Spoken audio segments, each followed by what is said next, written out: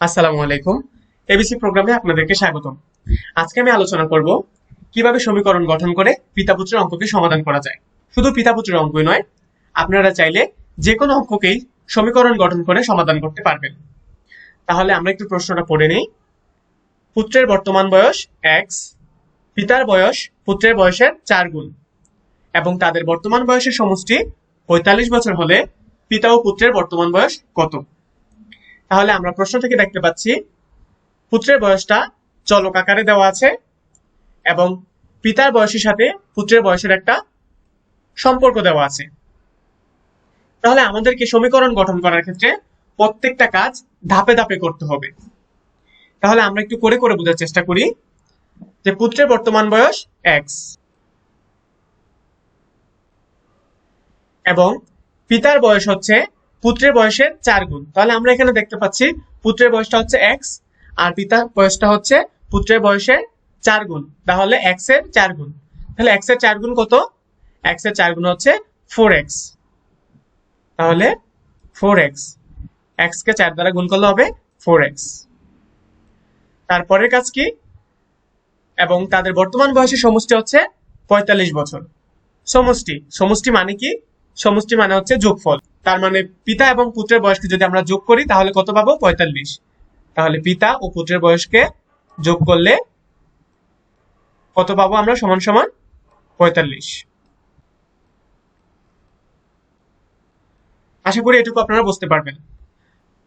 সমীকরণ সমাধান করলে অঙ্কটা একদম ক্লিয়ার হয়ে যায়। তাহলে সেখান থেকে আমরা সবার ফার্স্টে পুত্রের বয়সটা বের করব।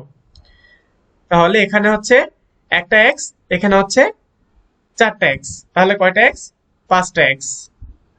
তাহলে 5x সমান সমান 45, 45। সেখান থেকে আমরা x এর মান বের করব। তাহলে x সমান সমান এখানে 45 আর এখানে 5 কি অবস্থায় আছে? গুণ অবস্থায়। এদিকে আনলে ভাগ অবস্থায় হয়ে যাবে। আচ্ছা, তাহলে 45 কে 5 দ্বারা ভাগ করলে হবে কত? 9। তাহলে x এর মান হচ্ছে 9। এখানে x মানে কি? x মানে কার বয়স? x মানে হচ্ছে পুত্রের বয়স। তাহলে আমরা পুত্রের বয়সটা বের করতে পারলাম। পুত্রের বয়সটা হচ্ছে 9।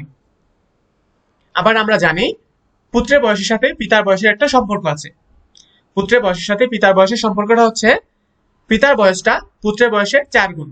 অর্থাৎ পুত্রের বয়স যা হবে তার সাথে 4 গুণ দিলে আমরা পিতার বয়সটা বের করতে পারবো। তাহলে পুত্রের বয়স হচ্ছে 9, তার সাথে 4 গুণ দিলে আমরা বের করতে পারবো হচ্ছে পিতার বয়স। তাহলে 4 9 36। এবার আপনারা কি করে বুঝবেন আমাদের বয়সটা বের করা সঠিক হয়েছে কিনা? আচ্ছা, তাহলে দেখুন এদিকে 36 আর হচ্ছে 9 যোগ করলে কত হয়?